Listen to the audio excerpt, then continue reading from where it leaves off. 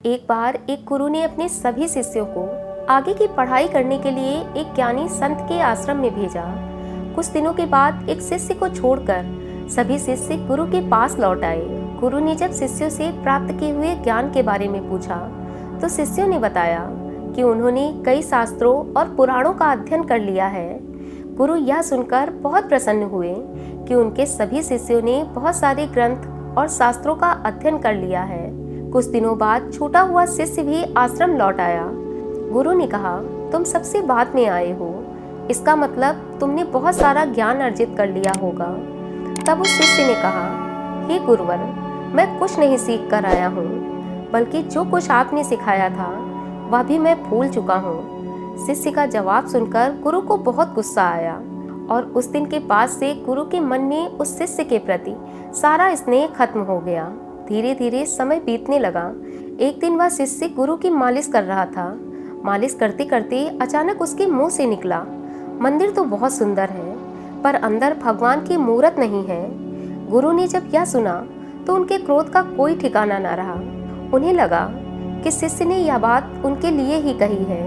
उनके सुंदर शरीर को ही शिष्य ने मंदिर कहा था। यह सोचकर गुरु शिष्य पर बहुत क्रोधित हुए और उसे अपशब्द कहने लगे। गुरु को गुस्सा करते देख शिष्य जोर जोर से हंसने लगा। शिष्य को हंसते हुए देखकर गुरु क्रोध में तिलमिलाते हुए बोले, तुमने मेरा अपमान किया है, इसलिए मैं अब तुम्हें आश्रम से निकाल रहा हूँ। शिष्य आश्रम छोड़कर चला गया।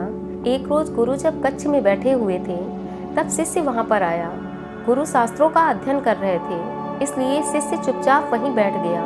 तभी एक जंगली मधुमक्खी कमरे के अंदर आकर बाहर जाने का रास्ता ढूंढने लगी।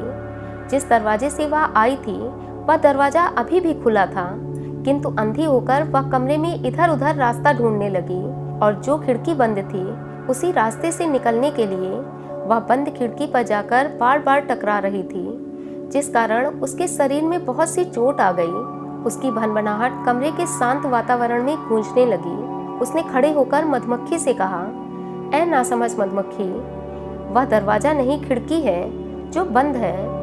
वापस जाने का रास्ता भी उसी दरवाजे से होकर जाता है जहाँ से तुम अंदर आई हो। उस मधुमक्खी ने तो बात नहीं समझी, लेकिन गुरु ने जब शिष्य की बात सुनी तो उन्हें समझ में आ गया कि शिष्य क्या कह रहा है। उन्हें पहली बार वह द्वार मिला था जिसे वह वर्षों से खोज रहे थे। उन्होंने उस शिष्य को ध्यान से देखा तो पाया कि यह शिष्य वह शिष्य नहीं था जिसे उन्होंने पढ़ने के लिए दूसरे आश्रम में भेजा था। उसकी आंखों में एक अलग ही ज्ञान की चमक थी।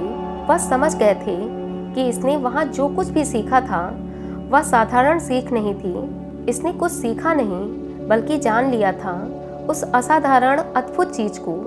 उन्होंने कहा, मैं आज महसूस कर पा रहा हूँ कि मेरा मंदिर अभी भी खाली है, उसमें भगवान नहीं है। मैं यह भी महसूस कर पा रहा हूँ कि मैं आज तक दीवार पर ही सर मारता रहा हूँ, इसलिए मुझे द्वार न मिल पाया। उन्होंने शिष्य से पूछा कि अब मैं ऐसा क्या करूं कि मेरा मंदिर भगवान से खाली ना रहे। तब शिष्य ने कहा, अगर भगवान को चाहते हो तो स्वयं से खाली हो जाओ। जो स्वयं से भरा है वही भगवान से खाली है। जब कोई स्वयं से खाली हो जाता है तो पाता है कि वह तो हमेशा ही भगवान से भरा हुआ था, अर्थात वह भगवान को अपने अंदर महसूस करने लगता है। इसलिए अगर भगवान को पाना चाहते हो तो वही करो जो मधुमक्खी कर रही है।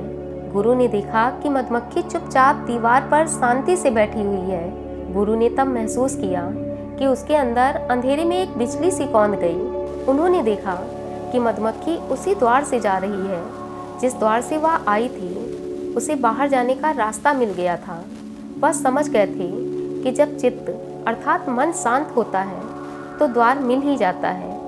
जब अंदर चलने वाले विचार शांत हो जाते हैं, अंदर की सारी भाग दौड़ खत्म हो जाती है, तब हर एक प्रश्न का जवाब मिल जाता है। दोस्तों, गौतम बुद्ध जी ने अपने उपदेशों में भी कहा है, अगर कोई इंसान खुद को जानना चाहता है तो सबसे पहले उसे अपने विचारों, अपनी भावनाओं पर पूर्ण नियंत्रण करना होगा। तभी वह स्वयं को पहचान पाएगा और अपने मन को शांत कर पाएगा।